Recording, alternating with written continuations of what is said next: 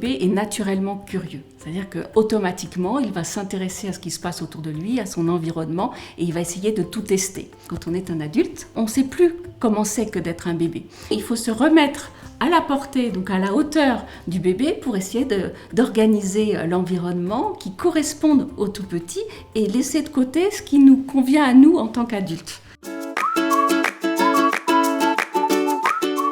Ce qui m'a toujours étonnée dans les crèches, c'est l'enfermement des enfants, en fait.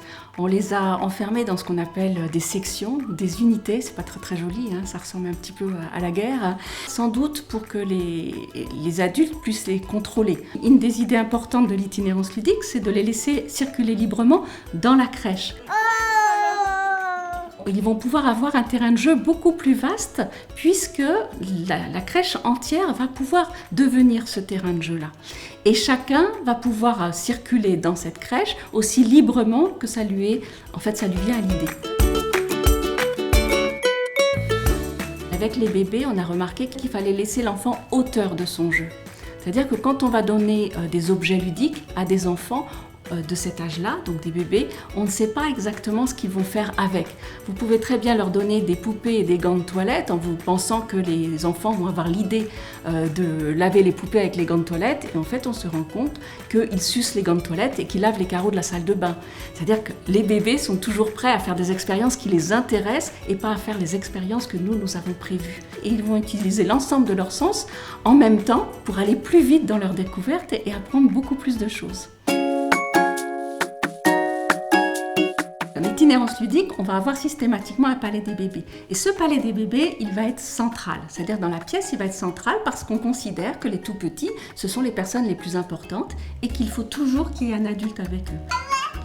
C'est un espace, puisque c'est un meuble, en fait, un podium avec une pente, et ça devient un univers ludique parce qu'on va mettre des tapis dessus et qu'on va pouvoir y installer les tout-petits qui ne se déplacent pas encore, avec des adultes, mais aussi des enfants qui se déplacent déjà ou des enfants plus grands dans la crèche aussi vont pouvoir y venir sur le palais des bébés.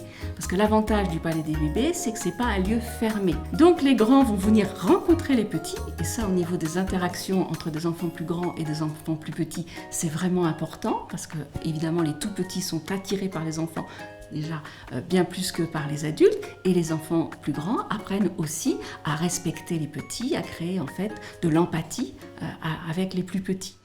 Si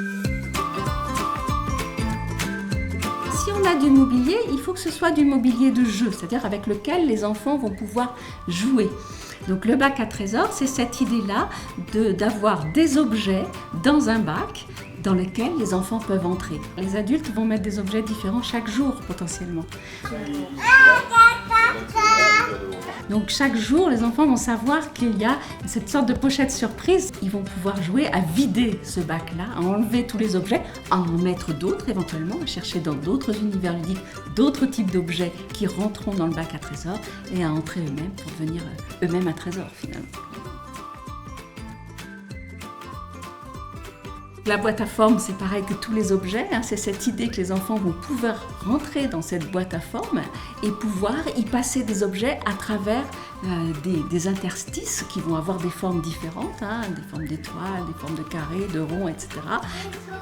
Des endroits où les objets ne passent pas, des endroits où les objets passent, et souvent les enfants se demandent, mais quand l'objet est passé de l'autre côté, où est-ce qu'il va ?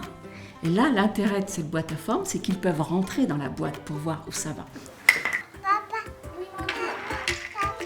On a des enfants qui vont bien, on a des professionnels zen qui sont surpris eux-mêmes de la qualité des relations qu'ils ont avec les enfants, de la qualité des relations entre les enfants eux-mêmes, et on a envie de rester. C'est surtout ça, on dit, voilà, je resterai bien avec eux.